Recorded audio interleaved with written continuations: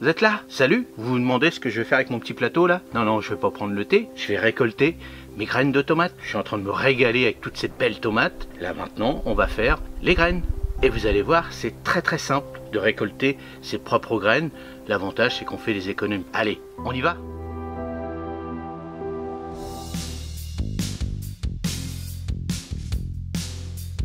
Première chose, choisir les plus belles tomates bien mûres, sans maladie, ni taches, et surtout éviter les tomates hybrides F1 qui ne donneront pas de plan fidèle. Avec des variétés anciennes ou fixes, vous êtes sûr de garder toute leur qualité gustative et productive.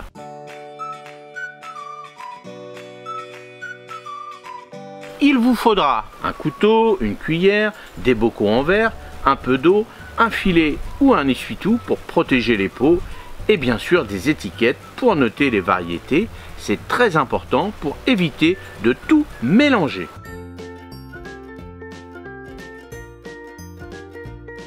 Coupez vos tomates pour bien voir les loges. Puis récupérez les graines avec la pulpe à l'aide d'une cuillère.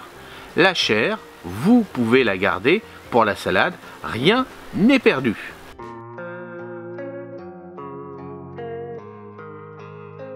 Placez ensuite les graines et la pulpe dans un récipient rempli d'eau. On laisse fermenter 2 à 5 jours à température ambiante.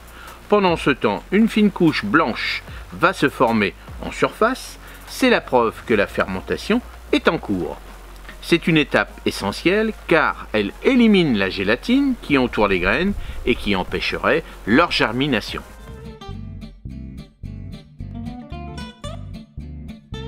Pour éviter les moucherons, couvrez vos pots avec un petit filet ou un essuie-tout. Chaque jour, remuez légèrement pour bien oxygéner la préparation.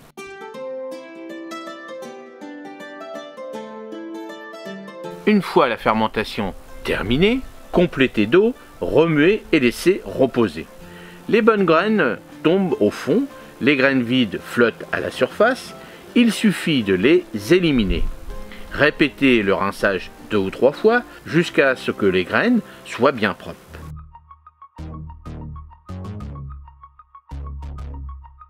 Étalez ensuite les graines sur un support propre et non collant, comme un petit filet ou un torchon. Évitez le papier absorbant, les graines risqueraient de s'y coller.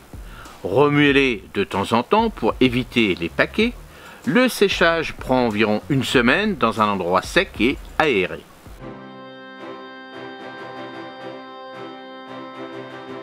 Quand elles sont bien sèches, conservez vos graines dans des enveloppes en papier ou des petits pots hermétiques, toujours avec le nom de la variété. Stockez-les à l'abri de la lumière et de l'humidité. Bien gardées, elles se conservent plusieurs années.